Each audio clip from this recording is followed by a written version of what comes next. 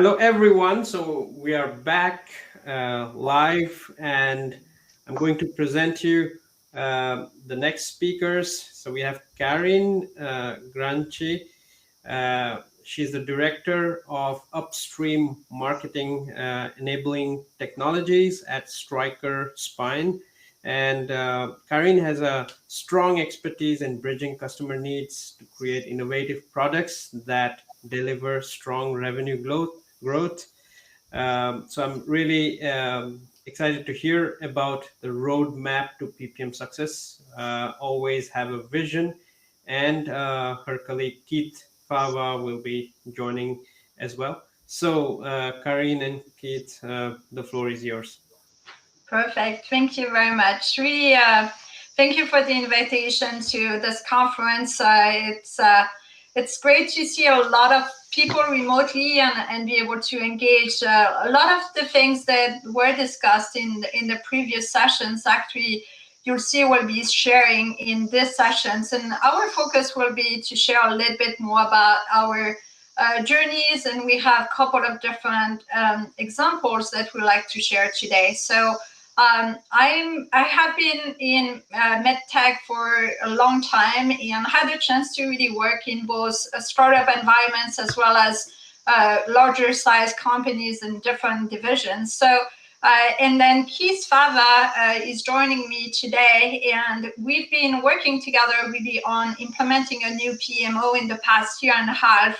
So, as you can imagine, implementing a new PMO in this time was perfect for us and very interesting at the same time. So we'll be sharing a little bit of the story here. As always, you have to have a vision for a roadmap. And when we think about the road and where we want to go, we typically have some really big intentions, big goals, and the road typically look like this. And we say there is going to be a great acceleration of growth for us. We know exactly what type of products we have. We understand the dynamic of the portfolio, and we know how do we want to get there. Well, typically the reality looks probably a lot closer to this. And what you have, and obviously with the COVID and the changes that we had to live through in the past year, I'm sure that a lot of you relate to having a lot of those fish within your teams, wondering where are we going and what's happening. And really it's a lot about if you don't have a vision, it's all about this fear that people will have when thinking about where do we go and think about safety and their own really life and is it kind of the end of life, like in Finding Nemo. So I know that a lot of you and a lot of parents probably relate and have seen the Finding Nemo's movie. I always use this as a reference on why having a vision, but also explaining a little bit of what we do. And you probably remember this scene in Nemo where you have all of those fishes that are caught in the net and they're moving in all kind of different directions. And obviously the fisherman is ready to cut them all. And what Nemo does at that time is jumping into the mix of the fishes and start talking to everybody and communicating and say, hey, we can get out of this. And as long as we work together, as long as we define a vision. And then ultimately, what does he do? He defines that vision. The directions in which the fish are going to push really don't matter, right? It's all about pushing into the same directions. And then it's all about being free altogether.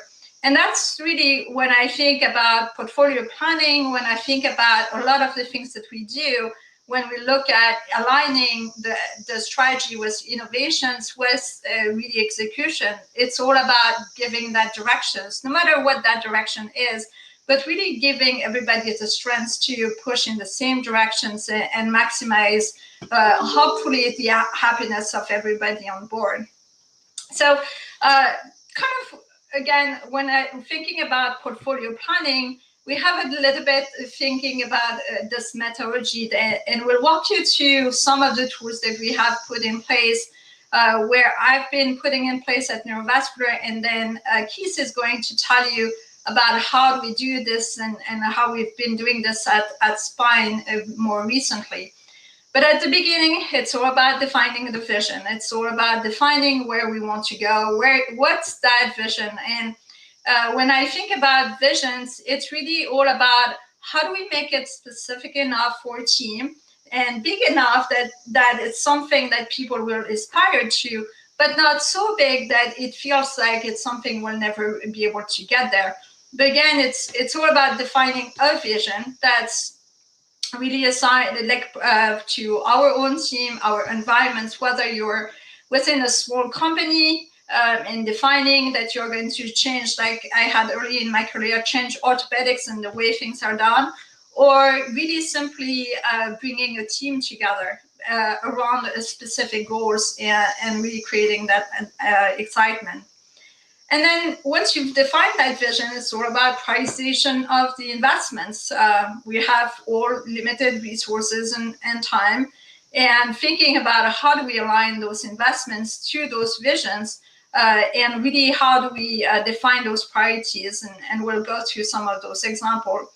And then at the end of the day, it's all about the people and engaging with the team at the right time in defining whether it's at the beginning, getting the right inputs, or after getting engagement with the team that this is the right thing to do, and that it's going to be good for them as a small fish, but also for the whole group and where the company is going, is kind of making that shift and transformation. So remember that VIP, we'll go back to it, but we'll walk you to now a couple of examples on how practically we've implemented those in kind of real life.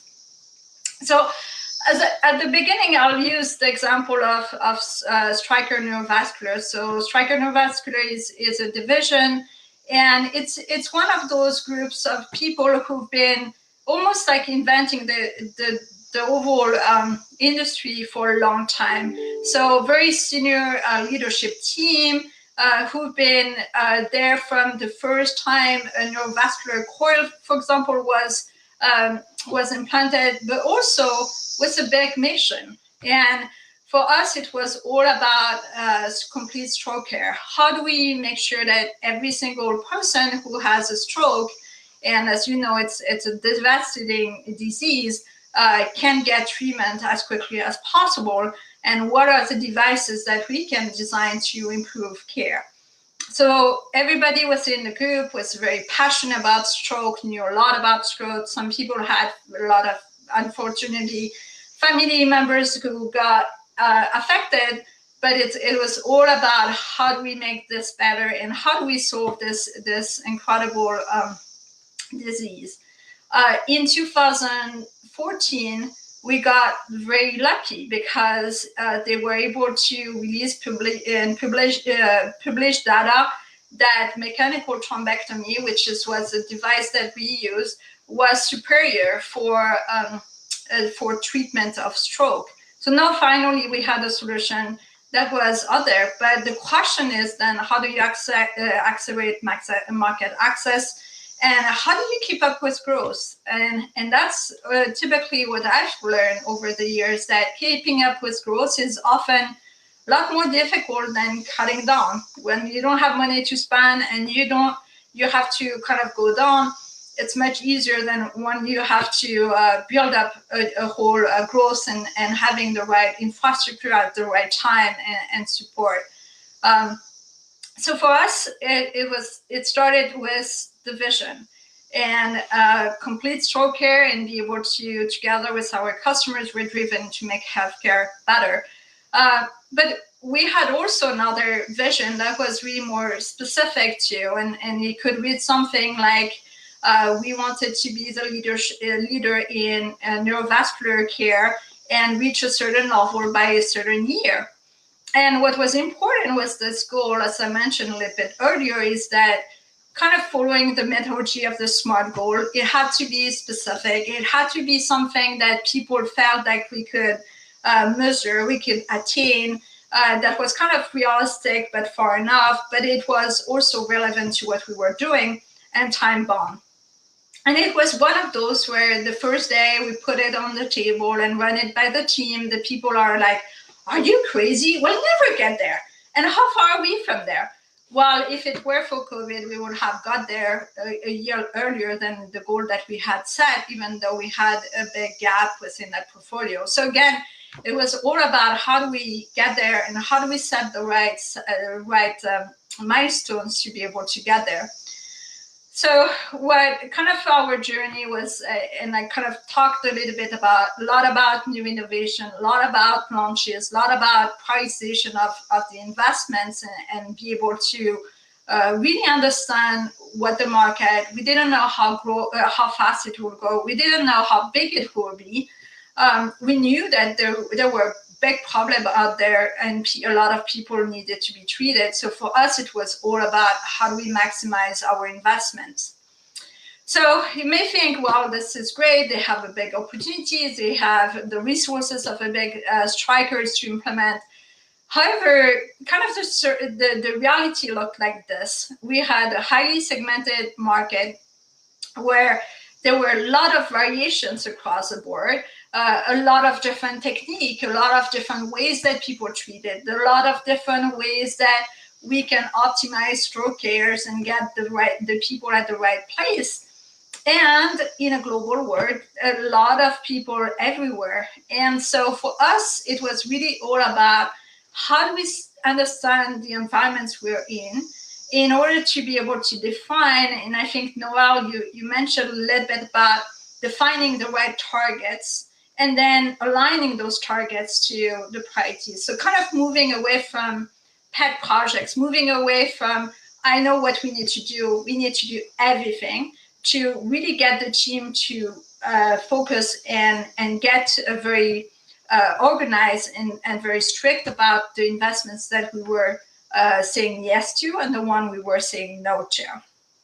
So for us, the needs were a lot of alignments of business processes. We had a lot of different processes that were a little bit everywhere. We needed to really make sure that the team were all aware of those decisions and that all of those processes pretty much became one, and all of it became to more of a sharing of information rather than all of those different plans and metrics, as you can imagine, and competing goals across the board. So how do you create that comprehensive place where people can really meet and align?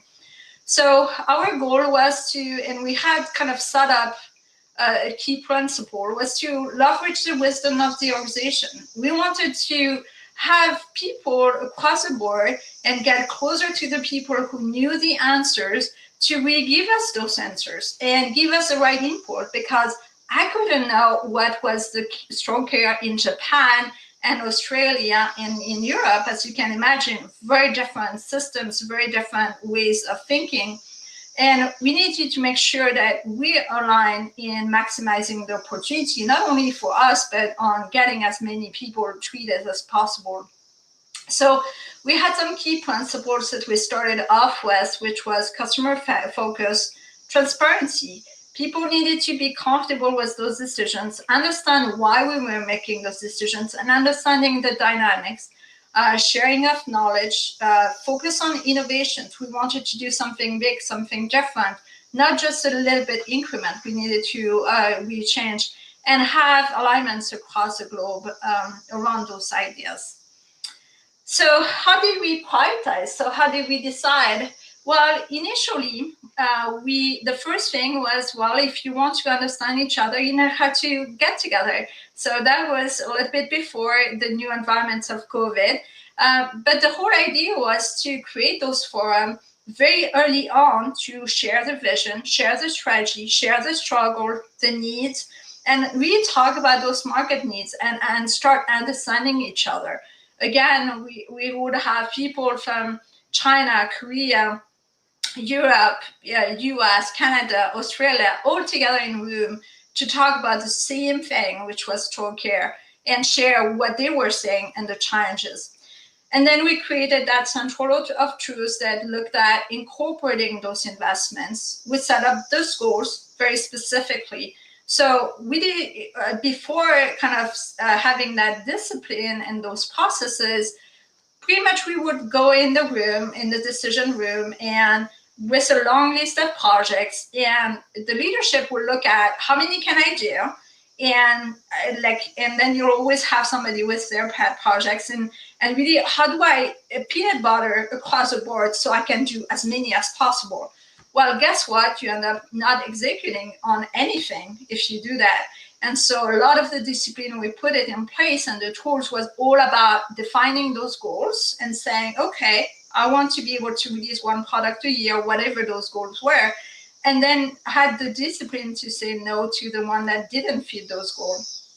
And then we started building that the top projects will get the top resources and fully resources, and that the other things we wanted to do will create a train schedule so that we could kind of get to it when we were getting to it. And then started kind of that with the innovation. So we focus on NPD, but then we expanded because we realized that it's hard to just focus on the project. There is other opportunities that could have give us a stronger gain. And that's why we incorporated pretty much every dollars that the division was spending across it. So the central issues, I heard that Rich is in the audience. We've worked very closely with Rich to really build this portfolio. And for us, the tool, it was a little bit about the projects, but it was really mainly about understanding the market model, understanding all of our overall etiology, and really be able to gather those inputs so that it made our decisions a little easier when it came to the different portfolio view and things like that, and be able to look back at what we said we would do and how we implemented. So now, what about the people? Well, the people was, again, all about align early, listen to people, let them voice what they see as a problem, ask them the questions around, well, if you had $100, where would you prioritize it and how would you spend it? Have a big divisions, defining kind of that 3 to 5 year plan, transparency in the decision-making process. People knew exactly the date of the decision and when that decision would be, as well as then when the communication will come, and giving them those opportunities of really asking questions about those decisions and why they were made were very important for us and for the team. Set early expectations, and ultimately we built this kind of process over time, and it has been a journey, and I know they're continuing on this journey. So I will pass it on to Keith, who is going to continue the second part of the journey of the story. Thanks, Corinne. So my name's Keith. I have the privilege of leading our PMO within the spine division here at Stryker. And like Corinne mentioned earlier, we always start with our mission statement. I think it's interesting to, obviously we need to align around this, and, our vision is not, together with our customers, we are driven to launch as many products as possible, or, launch products quickly. It's obviously to make healthcare better. And so what I'm going to give you is just a brief overview of kind of what we've been doing within our division from an execution standpoint. So go ahead, Corinne, to the next slide. So to provide a little bit of context here in terms of the needs for this project, if you will, we, within 2 years prior to 2020, Stryker acquired K2M, acquired Mobius Imaging. And so not only did we have to prioritize and put together a roadmap, we had to do that amongst 3 different sets of roadmaps, right? So we had pre-existing projects with their own roadmaps and priorities that sometimes overlapped, and we needed to come up with a way to align all of our resources to a strategic roadmap that aligned all the stakeholders along the way so that we could go off and execute. And that's really where the PMO came in. So you can go to the next slide, Corinne. So I'm going to guess here that most of the people on this call have heard that statement there at the top of the slide that says we need to be more predictable. We hear that every single day, and that's really where we started the conversation in early 2020. And when we began talking a little bit more in detail about that, what we found is we spent more time talking about all the different things you see on the slide there, right? So we weren't really talking about predictability and execution of projects. We were talking more about portfolio management. And what became blatantly apparent to us was that we really needed a very strategic, prioritized roadmap for us all to align on, so that all these things can fall into place. So things like governance, prioritization, scheduling, all these things would happen once we had that roadmap in place. And so the next slide goes through a little bit of a timeline that we went on over the course of 2020. Now, before COVID hit, we were already kind of underway in developing this, master project priority list. We had this overwhelming feeling that people were being pulled in too many different directions, and like Corinne said, we really weren't executing on anything, but rather just keeping busy with a lot of things, right, and not necessarily aligned with our strategy. And so we went through this kind of initial effort to preliminarily prioritize all projects, everything from new product development to business initiatives and compliance type projects. And what we found was that really didn't stick. And the reason for that was because we really didn't have a detail. We didn't start with the strategy, as Corinne mentioned. So we looked at it more or less very black and white, Excel spreadsheet. We've got 100 projects. We need to prioritize based on what we think we know at the moment. But we really weren't looking further out at the overall strategy and where we wanted to be 3 to 5 years from now. And so we kind of iterated on the whole process throughout the course of 2020. And throughout the budgeting and prioritization for 2021, we really got to the point where we, with Corinne's help and other marketing leaders, got to the point where we could clearly articulate what the roadmap and what the strategy was going to be. And from that point forward, once we established the PMO in order to execute on those projects, we've really done a good job at sticking to those priorities. And it's been very, very effective. So for the next slide, Corinne, from a people perspective, what we've learned and are continuing to learn is that executive sponsorship and buy-in is absolutely critical. So like Corinne said, there's always going to be pet projects. There's always going to be customers that we, of course, want to please, and we want to work on new and innovative ideas. But we also have to have that vision to look forward and make sure that we're marching towards a roadmap that's going to ultimately lead to the goals we've set out for ourselves. Stakeholder alignment and explaining the why and making sure that we have buy-in from the entire team, from top to bottom, sideways. That was really the key for us in order to kind of help take the emotion out of it so that we can go off and execute on the projects we've laid out for ourselves. Thank you, Keith. And I'm going to answer one of the questions that I see through the chat from Cortland and Joe. And the question is really, it's great to prioritize, but what happened after? Most often, companies won't act on prioritization, and therefore it means nothing. My experience with prioritization has been that it's very hard for management and leadership to say 1 to 10, here are the important projects, nothing else matter. And you're pretty much, for us, for probably 3 or 4 years, we never got to the 1 to 10, just ever. I think Keith and I were a little bit more successful this time to be able to do a 1 to 10. But ultimately, what are we trying to do? We're trying to maximize the resources that are located to those 10 projects. So really, what we did was more or less flip the problem on its head and say, what are the resources that we have? What are the skill set that we have? Can we fully fund those first projects and go through and give them full fundings? So kind of the reward for prioritization was ultimately great executions and the ability to execute. It didn't mean that the other projects were not important.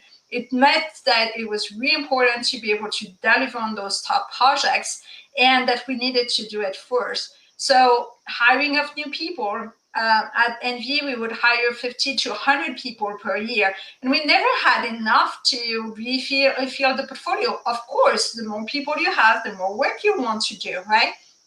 So that's what we found was that if we were to prioritize those projects, they'll get full funding, not based on the people we will hire next year, but from the people who were in the house and ready to go.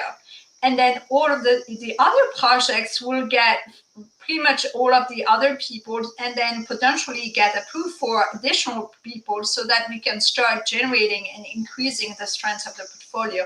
So that's my experience with prioritizations and how to use it with to effectively pretty much accelerate your portfolio. So really, when we look at kind of the summary, and it's a journey. It takes time. It takes executive support. I've been blessed in all of the companies I work for, where people really were. Even our president, previous president, was head of PMO at some time. So having his buy-in that this is something we were needed to do was really important. We talked a little bit about adaptability today, and we've definitely learned a lot about adaptability in the past year. And so really adapt the process to the needs of the organization at a given time. Maybe one year you need to accelerate, and maybe the following year you need to do something very different. You need to have different skill set. Build for the long term. Sustainability, it's a journey. Your vision should not change from one year to the other. It should at least be a 3 to 5 year plan. Find the right balance between planning and innovation. Innovations is not something that happen overnight. So sometime in the PMO, I found that we tend to want to predict things, right? Well, innovations need a little bit of room in there, and knowing where to put that freedom and that room for innovations early on in the portfolio and putting some investments was important for us. Get the right tools to get those insights, get to the core of the information that you have collectively, and we reach out toward the team. Design the tools to support the workshop, the discussions, not the other way around.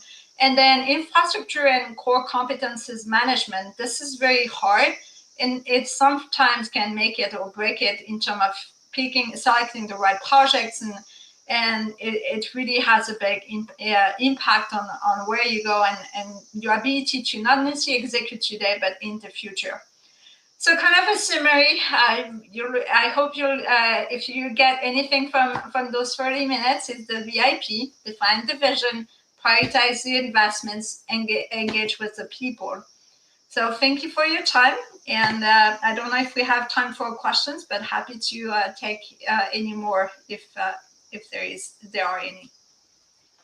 Thank you so much, Karine and Keith, for this wonderful, wonderful presentation. I really love this acronym VIP, and love the way you used NEMO for about alignment and strategy. And I am sure we absolutely need to move away from pet projects, even if we know that we all have pet projects in portfolios. So thanks so much for sharing so much with us, and I invite the audience to continue with questions for Karine and Keith through the chat function, and we'll go backstage now, and I'll be back in a minute with the next panel. So please stay tuned. Thank you for the opportunity. Thank you.